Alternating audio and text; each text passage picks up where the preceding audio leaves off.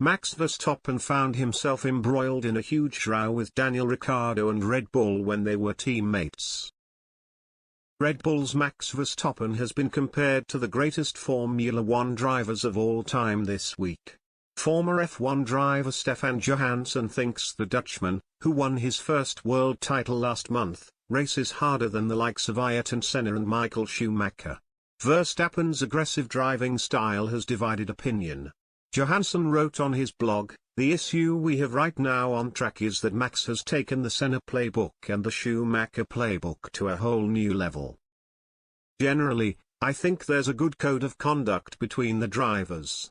Most of the current crop of the new generation of drivers are racing very clean but hard. There's been some really great battles this year, but they're not at the front and therefore it goes unnoticed for the most part. No one cares about the guys in 5th or 6th place." One thing Verstappen has been well known for since he made his Formula One debut at the age of 17 is that he is blessed with great pace. This is why Red Bull invested so much time into making him their number one driver. However, this didn't always help team harmony, evident when Daniel Ricciardo was the Dutchman's teammate at Red Bull. During the 2018 Azerbaijan Grand Prix, Verstappen and Ricciardo clashed after the Australian lost position to his teammate. Ricciardo felt his team hadn't helped him, and his frustration was evident when he crashed into the back of Verstappen, causing them both to retire. Speaking about the incident in 2019, Ricciardo told Formula One's Beyond the Grid podcast, "I guess a few things came up to the surface after that. We touched wheels a few times where it was always Max coming into me as opposed to me going into Max. Part of me was waiting for the team to say cut the S but never really got that. I eventually passed Max. The undercut wasn't powerful. I think the overcut was more powerful because of tire warm-up, so I pit first and eventually Max had come back out in front of me.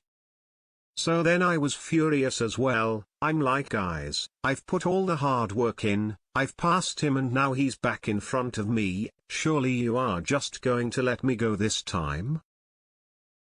So I came on the radio to say something, but my engineer was like, "No, you're racing Max, which means no team orders, you have got to pass him again."